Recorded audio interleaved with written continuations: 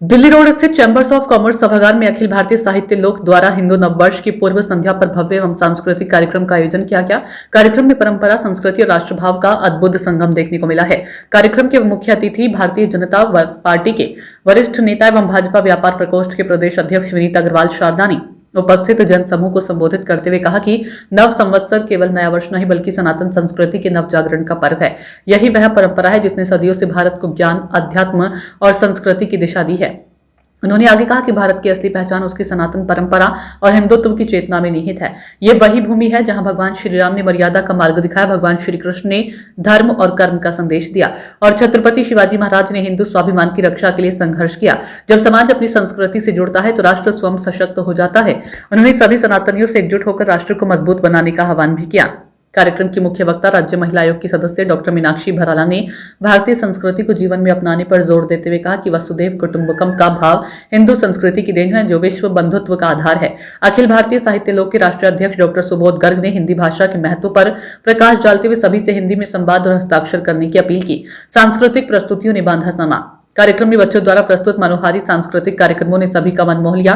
विशेष रूप से आनंदिता आचार्य द्वारा प्रस्तुत भरतनाट्यम नृत्य ने दर्शकों को मंत्रमुग्ध कर दिया, जिसके बाद पूरा सभागार तालियों की गड़गड़ाहट से गूंज उठा। नव संवत्सर तिथि पत्र का लोकार्पण। इस अवसर पर नव संवत्सर तिथि पत्र का विधिवत लोकार्पण किया गया। साथ ही उपस्थित लोगों को संकल्प दिलाई और कार्यक्रम में प्रतिभाग करने वाले बच्चों को सम्मानित कर पुरस्कार प्रदान किए गए। संस्कृति, संस्कार और एकता का संदेश। पूरा कार्यक्रम भारतीय संस्कृति, संस्कार और एकता का जीवंत उदाहरण बनकर सामने आया, जिसने उपस्थित जनसमूह को न केवल आनंदित किया बल्कि अपनी जड़ों से जुड़ने का प्रेरणादायक संदेश भी दिया। Bureau report, Meerut. इस बात का ध्यान रखें कि कोई सिंगल मदर फादर अगर रहता है तो उसके बच्चे का आचरण कैसा है, उसका व्यवहार कैसा है, कहीं वो डिप्रेशन में तो नहीं जा रहा है, उसके माता पिता को अवगत कराइए। ये काम भी हमें लोगों का है।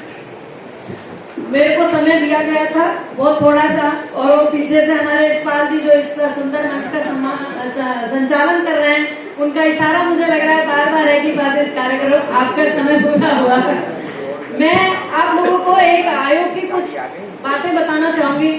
महिला आयोग द्वारा, जैसा अभी भाई साहब ने जिक्र किया था, नैब साहब ने, कि एक योजना चलती है कि सिंगल मदर फादर अगर है, चाहे तलाक हुआ है, चाहे उनका स्वर्गवास माता या पिता का हुआ है, उनको 4000 रुपए महीना सरकार 18 वर्ष तक जब तक बच्चा होगा देगी, उसकी पढ़ाई के लिए, उसके खर्चे के लिए। एक बच्चा है तो 4, 2 बच्चे हैं तो 8000, जिससे बच्चे की पढ़ाई सुचारू रूप से चलती रहे।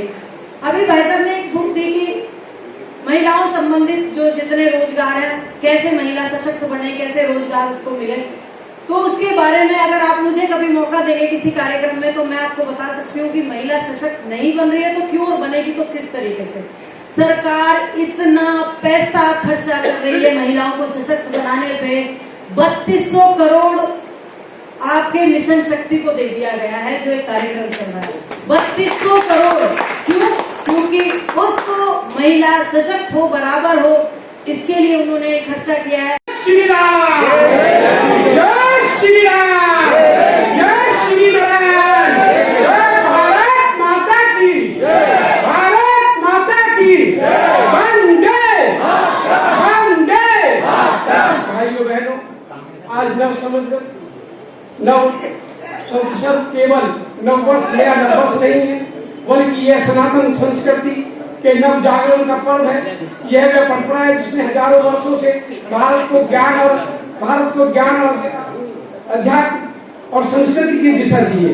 यह वही पावन भूमि है जहाँ भगवान श्री राम ने मर्यादा का मार्ग दिखाया, भगवान श्री कृष्ण ने धर्म और कर्म का संदेश दिया, और छत्रपति शिवाजी महाराज ने हिंदू स्वाभिमान और राष्ट्र गौरव की रक्षा के लिए अपना जीवन समर्पित किया।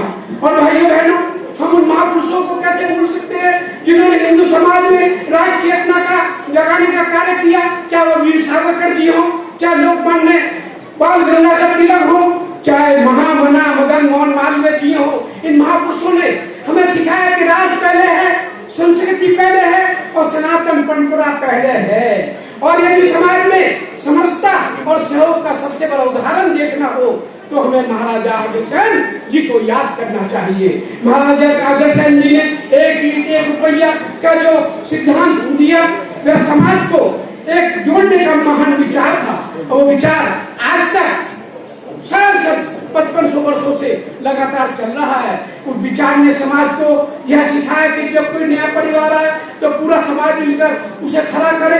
यही सनातन की विचारधारा है, यही सनातन धर्म की शक्ति है, यही समाज को जोड़ने की संस्कृति है। भाइयों बहनों, आज मैं पूरे विश्वास के साथ कहना चाहता हूँ, जिस राष्ट्र के आदर्श श्री राम हो, जिसका मार्गदर्शन भगवान श्री कृष्ण की गीता करती हो, जिसकी प्रेरणा शिवाजी महाराज की पराक्रमा हो, जिसका तेज वीर सावरकर जैसे क्रांतिकारियों का हो, और राष्ट्र को दुनिया की कोई शक्ति झुका नहीं सकती है। और जिसमें जन्म अटल बिहारी वाजपेयी ने लिया हो, और जिसकी रक्षा और देश का प्रधानमंत्री, आपका चाय बेचने वाला व्यापारी का बेटा, गुजरात का छोटे चाय वाले व्यापारी बेटा नरेंद्र मोदी भारत की नेतृत्व संभालता हो, उसको कोई छुपा नहीं सकता है।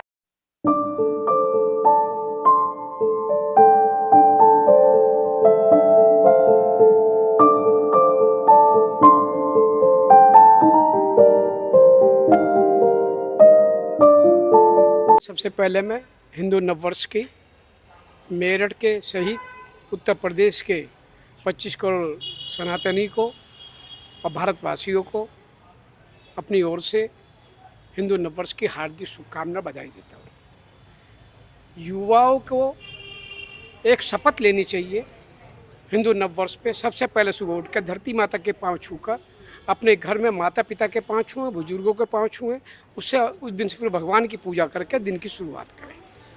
जिसने अपनी माँ और पिता के चरण छू के उनकी आज्ञा का पालन कर लिया, तो मैं समझता हूँ उससे बड़ा हिंदू धर्म, उससे बड़ा सनातन धर्म नहीं है। सनातन धर्म की पूजा हमारी संस्कृति है, जो हमको हमारे बुजुर्गों ने सिखाई, हमारे दादा परदादा, हमारी दादी परदादी, हमारे माता पिता ने सिखाई। उस संस्कृति पर आगे बढ़ते हुए देश के लोकप्रिय प्रधानमंत्री आदरणीय नरेंद्र मोदी, उत्तर प्रदेश के यशस्वी मुख्यमंत्री योगी आदित्यनाथ, जिस प्रकार से उत्तर प्रदेश और देश में सनातन धर्म का जिन्होंने मान सम्मान बढ़ाया, आज विश्व पटल पे भारत के मान सम्मान स्वाभिमान को ऊंचा करने में, सनातन धर्म के मान सम्मान को ऊंचा करने में और हिंदू धर्म को मान सम्मान स्वाभिमान को ऊंचा करने में अगर किसी का योगदान है तो देश के प्रधानमंत्री नरेंद्र मोदी, उत्तर प्रदेश के मुख्यमंत्री योगी आदित्यनाथ जी का। उनके दिखाए मार्ग पे हमारा युवा चलेगा तो मैं समझता हूँ मेरा भारत बहुत जल्दी विश्वगुरु बनेगा। हिंदू नववर्ष की पूर्व संध्या पर आज सभी को मेरा प्रणाम नमस्कार।